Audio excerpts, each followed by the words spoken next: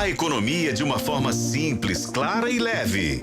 Economia Descomplicada. Com a editora adjunta de Economia e Atualidades de O Tempo, Cíntia Oliveira. Tudo bem, Cíntia? Tudo jóia, Luciano. Um oi pra você, pros ouvintes. Vamos conversar sobre o inacreditável. É inacreditável, né, Cíntia? Porque todo mundo, de acordo com a empresa, é responsável, menos ela.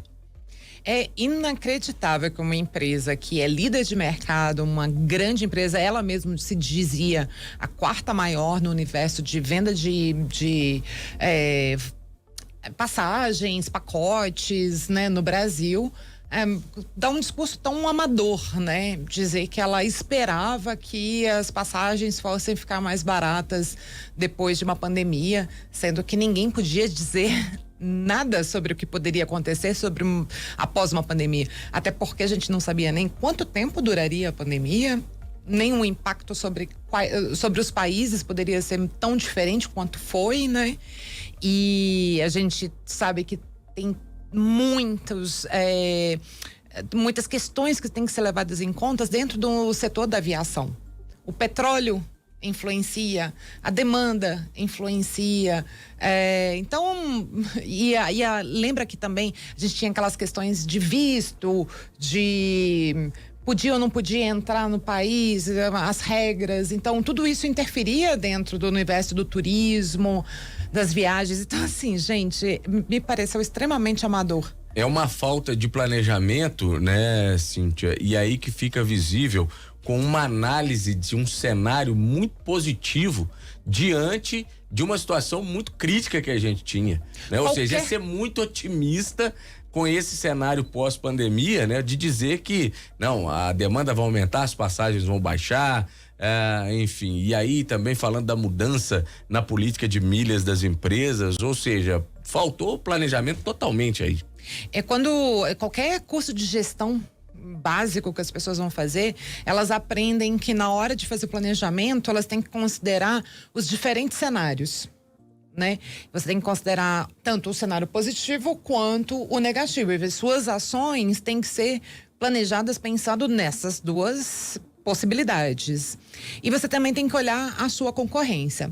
No caso, qual é a questão em relação a 123 milhas? Ela não tinha concorrência em relação ao mercado de milhas, que é por ser dona da Hot Milhas, da Max Milhas. Então, o mercado do comércio de milhas estava todo concentrado nessa empresa.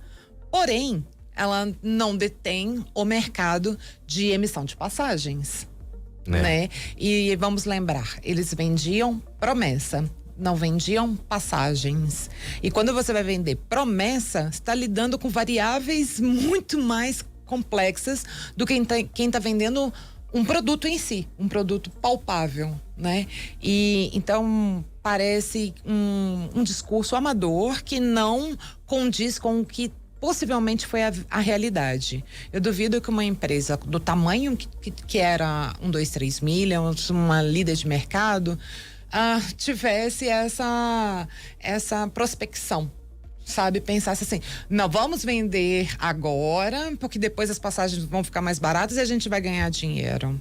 Não era bem assim, né? Ô, Cíntia, agora acende um alerta, né? Não só para o consumidor, mas também para as empresas, não só em termos de planejamento, né? Mas em termos de análise de cenário, né? Porque a gente pode correr o risco ou corre o risco de ter outras situações como essa. Então, é um aprendizado, infelizmente, né? Para muita gente, um aprendizado ruim, porque perdeu dinheiro e muito dinheiro, mas é bom ficar atento até naquilo que a gente precisa prestar atenção até naquilo que é o funcionamento da empresa, né? Muitas vezes a gente não pensa nisso, a gente quer o produto, a gente vai ali ver a promoção e compra, mas a gente precisa até entender também um pouquinho como é que funciona esse mercado pra gente não cair em situações como essa, né? Você tem que analisar os fatores internos, né? Como é a qualidade dos seus funcionários, como é a sua infraestrutura e tudo mais. Você tem que olhar os fatores externos. Você tem que olhar o mercado, você tem que olhar as tendências, você tem que olhar o preço do petróleo, você tem que olhar. São tantos fatores que no mercado como esse, competitivo, em que eles estavam inseridos, tem que ser olhados. Que aí eu acho que é isso. Fica a dica. O que aprendemos com a 1, 2, 3 milhas? É de fazer um planejamento mais completo, um planejamento que não seja tão simplificado, que ele seja uma coisa que consiga pensar em diferentes cenários e como agir nos mais diferentes cenários. Eles deveriam ter previsto que poderia haver essa alta nas passagens. Você sabe que quando teve aquele problema com a URB, né, que era hotel urbano quando começou, né?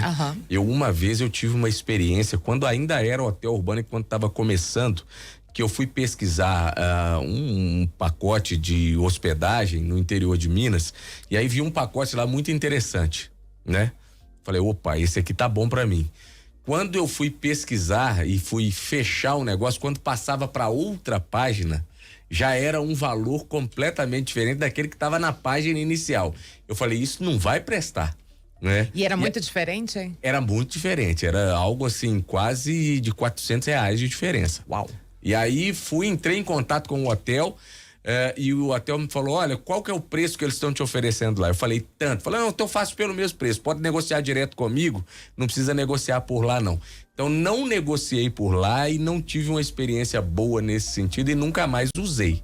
Então a gente precisa tomar muito cuidado com aquilo que a gente tá vendo ali, com as entrelinhas, né? E principalmente com o preço muito baixo, né? Que às vezes seduz, né? Mas não dá para confiar numa coisa que tá muito diferente daquilo que é praticado no mercado. É a mesma lógica daquela geladeira baratíssima que você viu no stories do seu amigo. Exatamente.